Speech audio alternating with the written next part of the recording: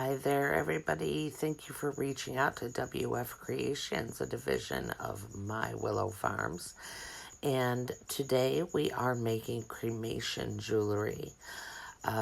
This wonderful woman, her name was Susan, and her lovely daughters are friends of mine and decided to commission me to make a few sets of jewelry for their family. I tend to, unless the client would like something in a particular style, I tend to look at photos of the deceased, and they sort of maybe guide me a little bit on what stones and what flowers, herbs, etc. that we're going to use in a piece. And here I am actually starting to add the ash. I'm looking for individual pieces that I think would look good in the jewelry itself. And so I do use my bare hands to do this. It doesn't scare me. Everything is completely purified when it comes to cremation ash. And you will find also that it comes in several different shades. So they saw this owl that I had and fell in love with it. And so this is a very near and dear piece to them. The main stone in here is carnelian. And then I am putting the ash to the sides of it. Then I'll lay some flowers on top when this speeds up here again. And another layer of the UV resin, and just keep layering it and layering it and layering it until it gets to a point that I'm happy with it. And in this particular video, I will be completing 4 pieces total. So these are the first 2 of those 4.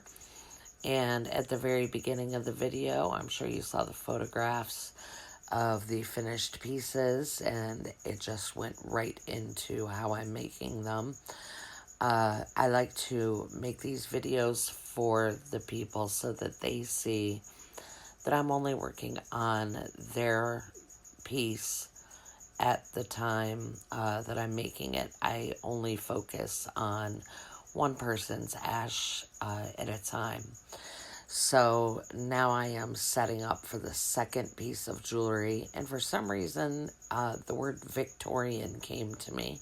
So I wrote it down and just stuck it on a note, and I'll see if for some reason that might resonate with the daughters. I'm not sure why certain words come to me when I'm doing these, but they do.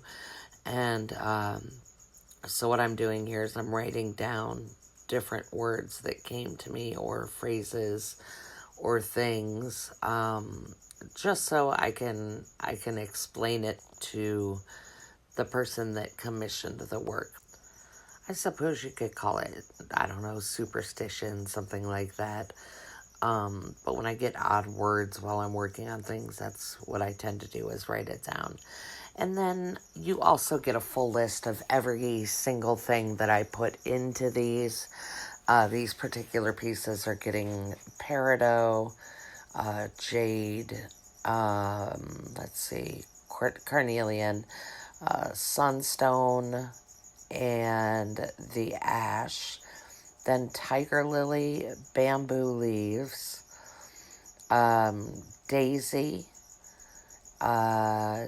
and regular peace lily. And let's see, there was one other orange flower that I used in this one, calendula.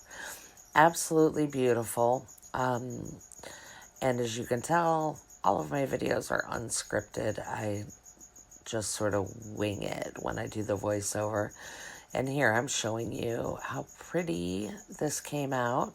Hopefully you can see it up close. And again, you will see photos of it at both the beginning and the end of the video. So here what I'm doing is I'm perfecting the dome on it, and then I just put it over to dry or to set up, under the light. And working on the second piece here. And I am having a little bit of a hard time because of the odd shape of a heart. But I did get it to work out, and it came out absolutely gorgeous. Uh, this one had jade added to it, along with all of the same flowers, but the style came out completely different.